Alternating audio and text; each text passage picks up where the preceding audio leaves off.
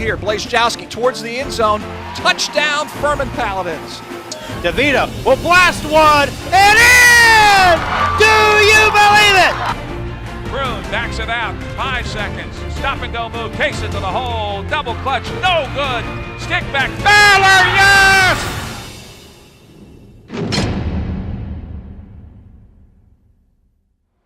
Being a Furman Paladin, there's nothing better. My name is Forrest Stulting, and welcome to the debut episode of Inside the Dungeon. In the inaugural episode, we speak with PJ Blazejowski, the Furman Paladin starting quarterback.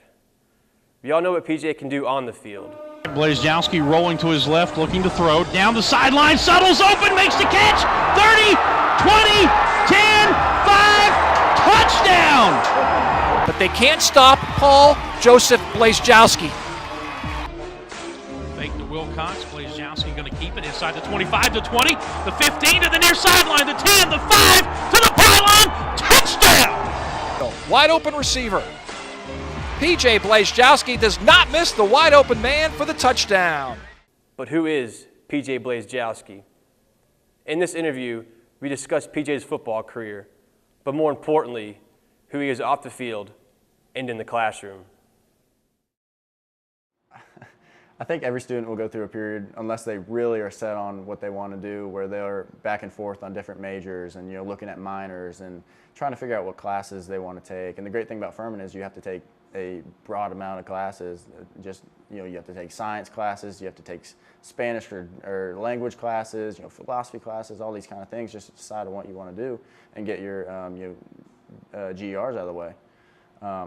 So for a while I was a business guy, went to comm.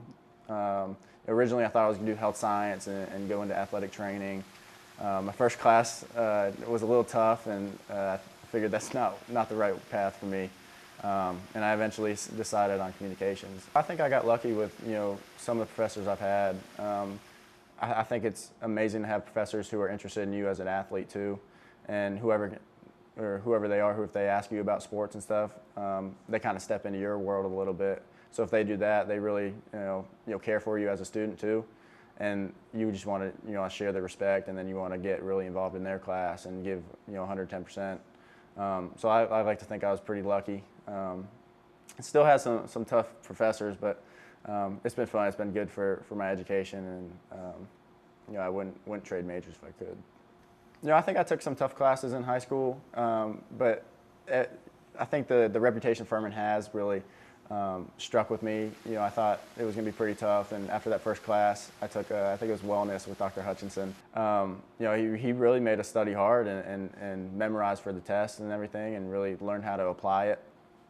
So after that class, I knew it was going to be tough, and I knew I had to step it up from high school and learn some new study habits and get better with time management. And that's something that the Furman education offers. Family has played a critical role in PJ's life. The lessons he has learned have shaped him into the person he is today. So I was born in Springfield, Massachusetts, and that's where all my family lives right now. Lived up there for about 5 years before my dad's job took my family and me to Alpharetta, Georgia. Lived down there for about a year, and that's where I started playing football. And then after that, moved down to Jacksonville, Florida, and Jacksonville, St. Augustine area, and that's where I basically grew up. So I have an older sister and 2 younger brothers. My oldest sister is 25, and then my next youngest brother is 18, and then my very youngest brother just turned 16 in February. I think I have a pretty strong relationship with my brothers and sisters. I pride myself in being a big brother. I kind of feel protective over my sister especially, even though she's older than me. And she actually just had a daughter a few months ago. So that, if anything, just brought us closer now that I have a niece to love on. And yeah, like I said, I pride myself in being a bigger brother. And my 2 youngest brothers kind of look up to me, and I try and be there for them whenever I can. So my grandfather passed away, going into freshman year of high school, and he taught me valuable life lessons that I still carry with me today. Things like patience and anger management and time management, and knowing that as long as I give 100% whatever I do, then I should be satisfied. And his death was pretty shocking, and we weren't ready for it, but that's when he was called. So yeah, my grandma actually moved in with us, and eventually was diagnosed with lung cancer and started going through chemo So being able to experience that and see how tough she is, and how tough she was, and how she dealt with adversity and pain, and was able to put a face of courage and strength on for me and my brothers. Something I'll never forget. And then she ended up passing away a year and a day after my grandfather passed away, so that was a pretty tough year span for me.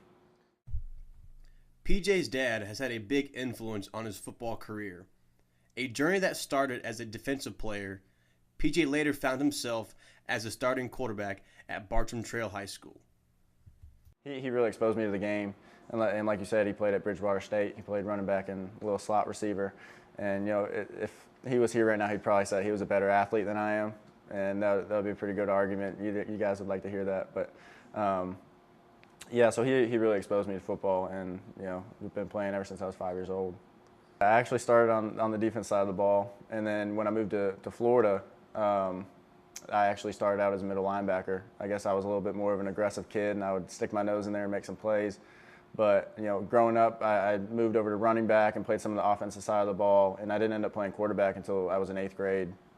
That first summer going into high school, all the freshmen who want to play football get together and go to a team workout in the afternoons. The varsity guys, the older guys are working out in the mornings and stuff, and you try and work your way up to work out with them. But nearing the end of the summer, he was starting to take positions down and stuff for tryouts, and I was really debating on what to tell him. I played quarterback the year before, and I've always been an offensive guy, but I thought about maybe playing some defensive back. But the first answer that popped in my head was quarterback, and that's what I rolled with. I like to think I had a little bit of a flu game. There's a first round of the playoffs. We were playing a team that was seeded higher than us, and I was sick throughout the week. And going into Friday, I still wasn't feeling too great. But they were, everyone was projecting them to beat us by multiple touchdowns, and we ended up going in there and whooping their butt and won 50-20. And that's one of the games that really sparked a playoff run. Gave us a lot of confidence and swag and want to. So that was probably one of the biggest games. And then just in general, my whole senior year, just starting 0-5 and overcoming that adversity with these guys who are brothers to me now, and still keep in touch with me, and just to go through all that and end up losing in triple overtime in the Final Four is not fun, but to make it that far is. So. During his senior year of high school, Furman was the first school to offer PJ a football scholarship. Through a stressful recruiting process, PJ ultimately decided to go with his gut and join the Furman family.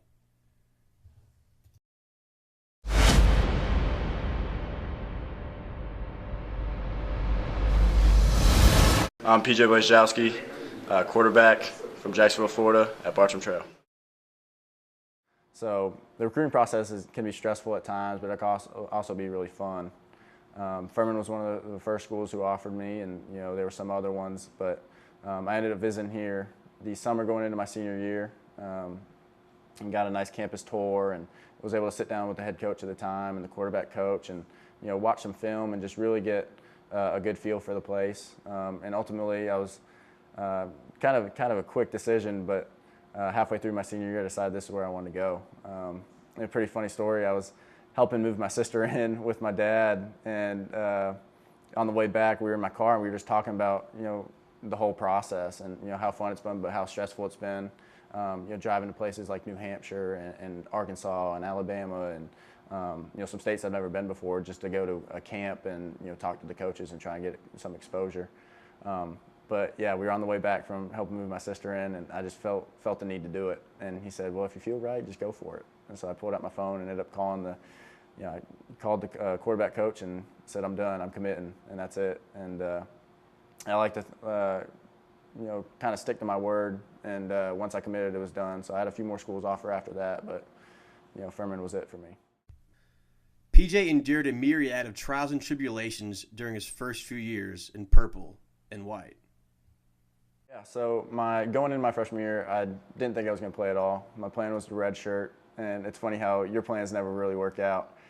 So like you said, the starter got hurt, and then I ended up replacing another quarterback, and played in, I believe, 7 or 8 games, and started a few too, and played pretty well, I think, anyway. And had tons of exposure to the college level and the speed of the game and, the size difference and all these kind of things, and playing against Southern Conference rivals and, teams we have history with. And like you said, after the season, I was playing a little bit of pickup basketball with some of the guys, trying to stay in shape and condition a little bit, and I ended up breaking my ankle. A decision I would go back and change, but dealing with a little bit more adversity didn't hurt, and just helped me continue to keep keeping on. Yeah, so after surgery, you kind of got to work your tail off to get back to where you were. All the other guys are making gains where you're just trying to catch up back to where you originally were, and then getting out of the boot and be able to run again and things like that. I was eventually ready to play in the fall. I didn't know what the coach's plan was for me. We had a rising junior who started tons of games in his career. I wasn't sure if I was going to redshirt or play, and they ultimately chose to play me some. First game I played in was against Virginia Tech. Great experience. And then other than that, I think I started a few games that year, and feel like we won a few of those. And sophomore year was tough, but we got to play some good football. Coming back from injury, PJ was forced to compete with Reese Hannon for the starting quarterback position, a task he did not take lightly but enjoyed. Struggling through something like an injury is a little bit different than competition. Reese is the all-time leading passer here at Furman University, a great friend of mine. But competition makes you better, and that's something as an athlete you have to pride yourself on. And be able to compete with him day in and day out at practice, it's only making you better, and it's a lot of fun. At practice, we were doing a 7-on-7 drill, and I guess something was in the water that day, or we were just feeling it, got our push-ups in or something, because we were throwing the ball right where it needed to be, and we both had 100% completion throughout the whole drill. And we made some pretty tough throws too, and afterwards we just high-fived and kind of laughed it off. And looking back and watching the film, it's like we had no idea how we made some of those throws, and it just made both of us better. He was always there for me. He always knew what was going on and made sure if I needed somebody to talk to, he was there.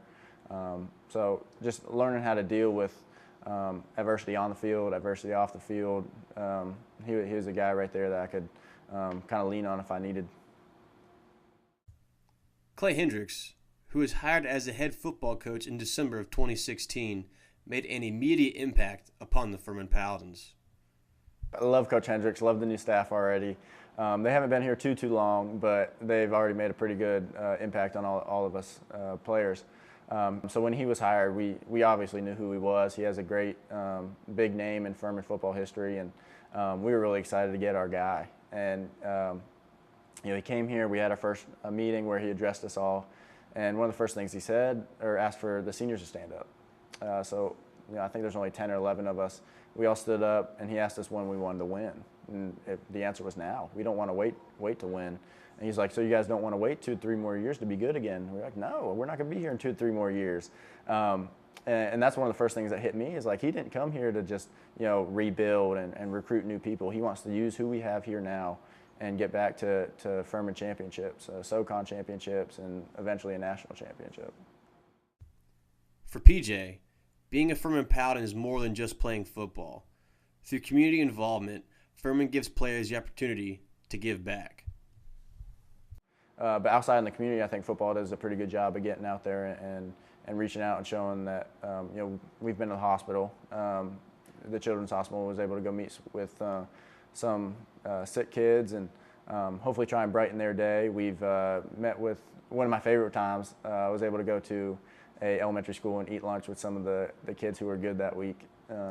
And we got to wear our jerseys, and you walk in, everyone's bright-eyed and smiling, like, ooh, who are these big guys? And, to sit down and eat lunch with them and answer all their questions. And it was really fun. And, we did a book drive my freshman year. We were able to go help unload tons of books and, just to try and do our part in the community.